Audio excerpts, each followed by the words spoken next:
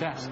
Terribly sorry, but So I was doing my revision, so I'm tired now. In a way I feel sorry for you, but you know, before you go to reach that point, I can understand. you have to go through a few steps. Yeah. I just didn't expect it. No, well, it's never too late to learn. No, I know. No.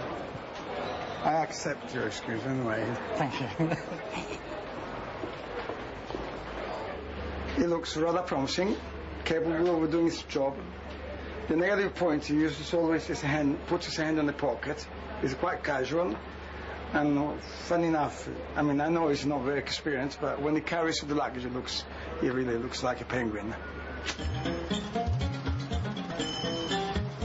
Next morning, I'm off duty, but no time to relax. Mr. Valenti expects me to be familiar with Hong Kong before he'll let me be a concierge. After all, a guest may ask for directions. It's a complicated city, and there's an awful lot to take in.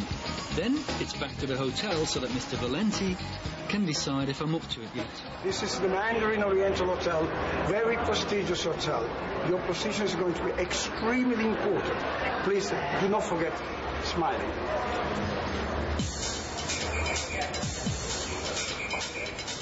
Good afternoon, madam.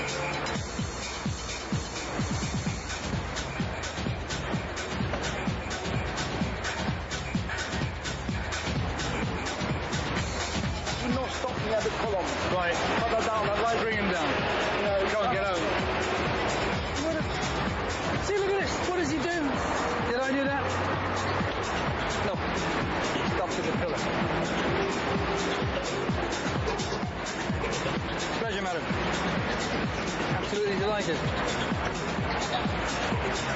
Some people don't even speak to you.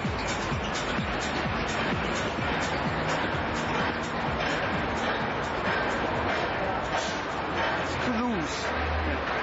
Irresponsible. My reward for slouching was another 2 hours on the door. Good evening, sir. Good evening, sir. I love this job. Good evening, sir. Good evening.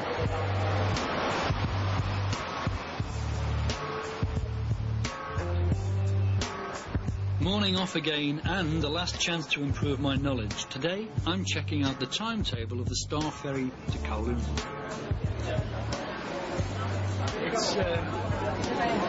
It's strange in that I rather expected that by now I'd have got on the desk, which is the key job, and that appeals to me enormously. And it hasn't happened, and I rather suspect it might not. Well, I'll soon